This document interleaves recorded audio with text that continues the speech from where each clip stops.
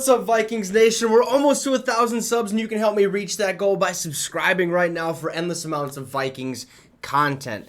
So we got to talk about the DALVIN Cook situation and what is happening or what might happen with him, being that there is a cut coming, or maybe, the June 1st target date where teams can save more money after June 1st, I believe. If they trade somebody, if they cut somebody after June 1st, they don't save as much and stuff like that. So what do the Vikings plan on doing with DALVIN Cook? Well, some teams, some insiders expect that the Vikings prefer to trade DALVIN Cook because they will save some money and actually be better off in the long run, because we all know DALVIN Cook, yeah, he's expensive, he's a really good running back and stuff like that, but his time here in Minnesota, well, it's kind of, it's dwindling down there. It's being numbered, basically. So let's look at an article from Fan Nation that kind of gives us a little bit of clarification on why the Vikings would prefer to trade DALVIN Cook.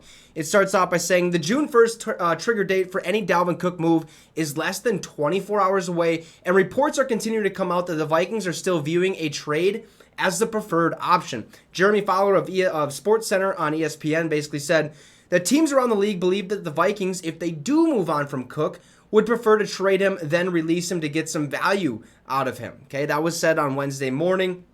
So we'll see that, or today, basically. He also follows it up with saying, if they wait till June to trade him, they save about $11 million on the salary cap. That's why they've been comfortable, at least until now, to hold on to his salary cap number and his big salary and see what shakes out with other teams or some other teams who could get involved. We've seen him linked to Miami. We've seen him linked to Denver, the Dallas Cowboys, the Buffalo Bills. I mean, there's a lot of teams that DALVIN Cook could potentially end up on, but some of those teams he might only end up on if he's cut and stuff like that. But hey, you never know what could happen, right? The Vikings have had the option all offseason to move on from DALVIN Cook, but a post-June 1 cut or trade comes with a far cheaper cap hit and more cap savings, according to Over the Cap. Now, if the Vikings were to trade DALVIN Cook after June 1st, they would only incur a $3.1 million dead cap hit, as well as save $11 million on the cap, making it by far their best option. Okay, if we were to cut him after